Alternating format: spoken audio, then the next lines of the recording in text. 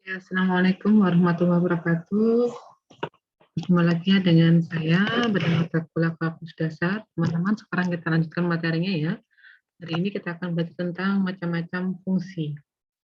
Jadi, kalau kemarin teman-teman sudah belajar tentang apa itu fungsi, kemudian mencari domain secara umum, kemudian grafik suatu fungsi. Sekarang macam-macam fungsi teman-teman ya, di mana nanti ada yang pertama yang namanya fungsi eksplisit. Yang dikatakan fungsi eksplisit, ada fungsi implisit ya. Fungsi eksplisit itu sendiri adalah suatu fungsi yang berubah X dan Y-nya itu terletak pada ruas yang berbeda. Jadi sudah terpisahkan teman-teman ya.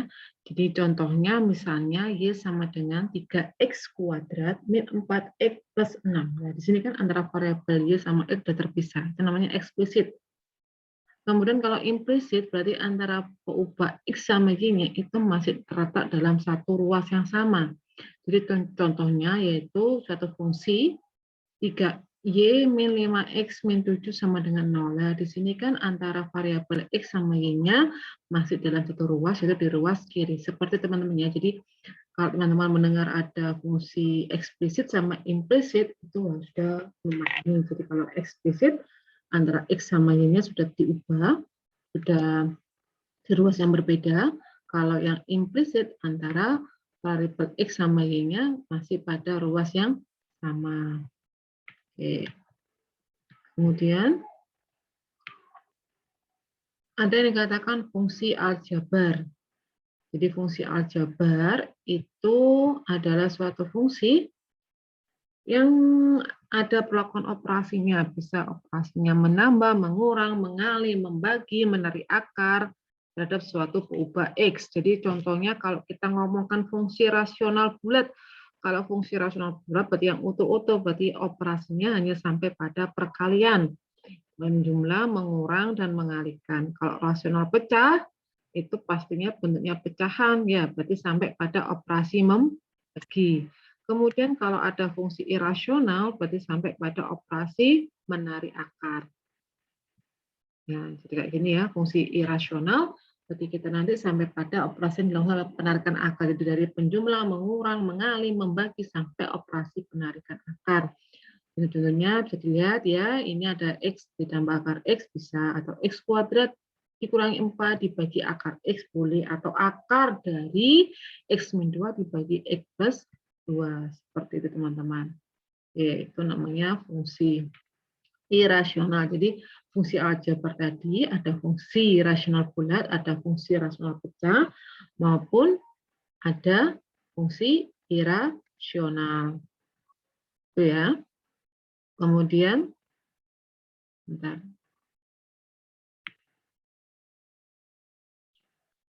Ada yang kita namakan fungsi genap maupun fungsi ganjil, teman-teman. Di mana fungsi genap ini adalah ketika setiap X dalam suatu domain itu akan berlaku F min X itu sama dengan Fx. Jadi teman-teman, F min X ini ya, ketika kita masukkan min X, maka nilainya sama dengan Fx, maka dikatakan fungsi itu fungsi genap. Tapi sebaliknya teman-teman, ketika kita masukkan nilai min X pada fungsi awal, nilainya tidak sama dengan fx atau menjadi min fx, maka dia dinamakan fungsi ganjil. Kayak gitu teman-teman ya. Nah, jadi saya ulangi lagi teman-teman ya. Jadi fungsi itu macam fungsi, ada tadi fungsi eksplisit, implisit, ini ya. Ada fungsi aljabar dipecah jadi dua, rasional, irasional. Rasional itu yang bulat dan pecahan ya. Seperti kemarin himpunan bilangan itu ya. Kalau ada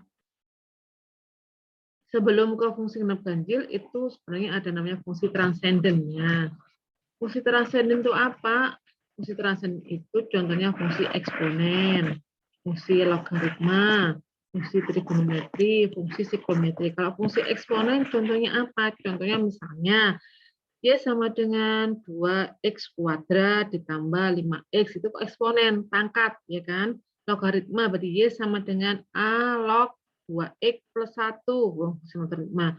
Fungsi trigonometri, misalnya Y sama dengan sin 2x Atau misalnya sin 5x plus 1. Kalau fungsi siklometri itu inversnya dari trigonometri. Tadi ya eksponen, inversnya kalau logaritma. Kalau trigonometri, inversnya itu siklometri. Kalau fungsi siklometri itu teman-teman untuk mencari sudutnya. Jadi inverse dari trigonometrinya. Jadi misalnya kalau teman-teman tahu sin 30 kan setengah. Kalau fungsi siklometri, sin setengah itu berapa? Sin yang nilainya setengah itu berapa? Jadi mencari sudutnya ya. Jadi sin nilainya setengah itu nilainya adalah 30 derajat. Seperti itu. Jadi kebalikannya. Kalau siklometri dicari untuk mencari sudutnya. Jadi arkes sin setengah, kayak gitu. Arkes cos, arkes tan itu fungsi siklometri teman-teman ya. Jadi misalnya arkes sin setengah, berarti sin berapa yang nilainya setengah? Oh 30 derajat, berarti nilainya adalah sudutnya 30 derajat. Arkes tan 1 berapa? Tan berapa yang nilainya 1? Oh berarti tan 45 derajat. Seperti itu. Jadi ada fungsi transenden itu ada eksponen, logaritma, trigonometri, dan siklometri. Ya, tadi yang kemudian ada fungsi genap ganjil. Dikatakan genap, yang saya katakan tadi ya teman-teman, ketika kita rubah f min x-nya itu sama dengan fx, itu sebenarnya kembali lagi ke awal. Kalau fungsi ganjil ketika kita masukkan min x, maka nanti nilainya adalah min fx. Ya. Oke. Kita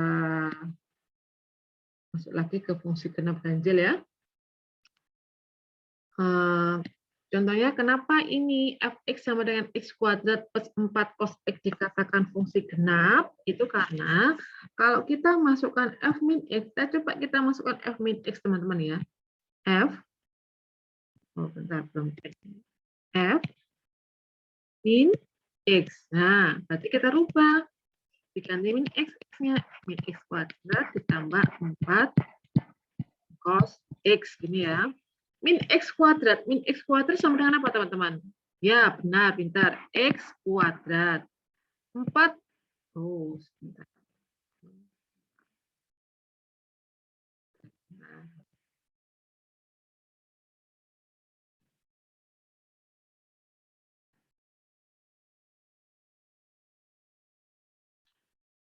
Jadi 4 cos min x,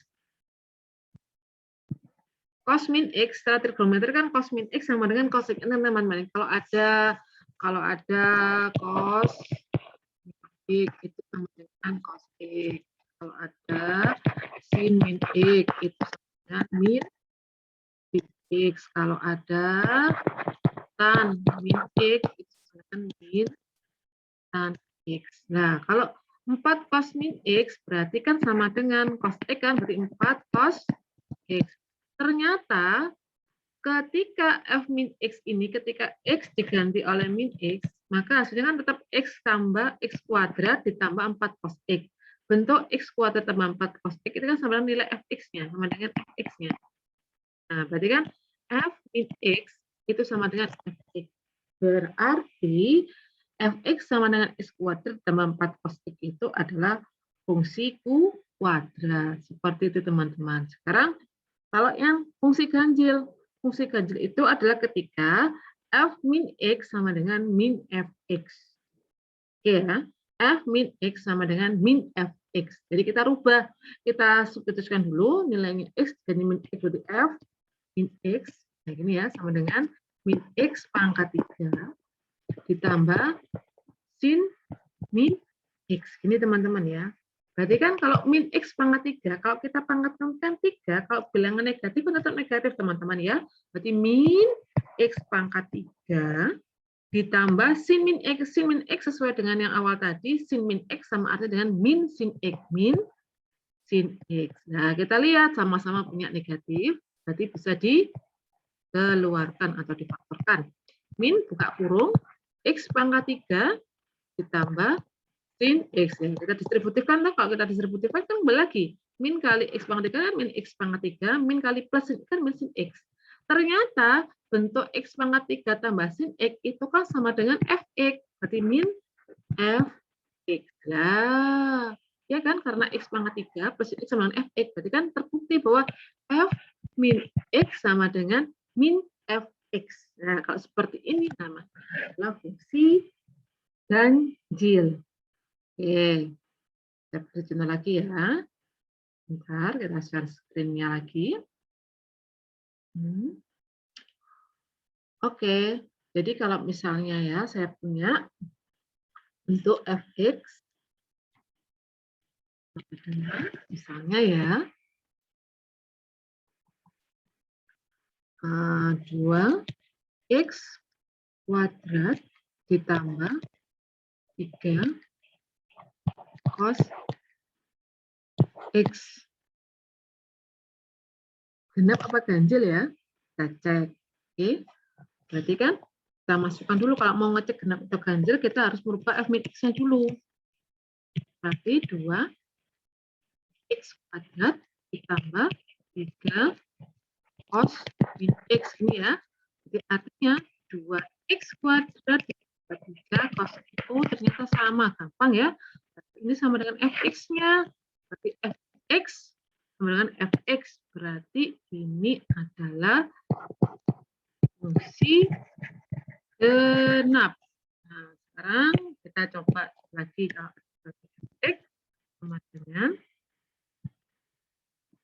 x kuadrat plus sin x. Genap apa ganjil ya? Apa enggak kedua-duanya? Kita coba cek.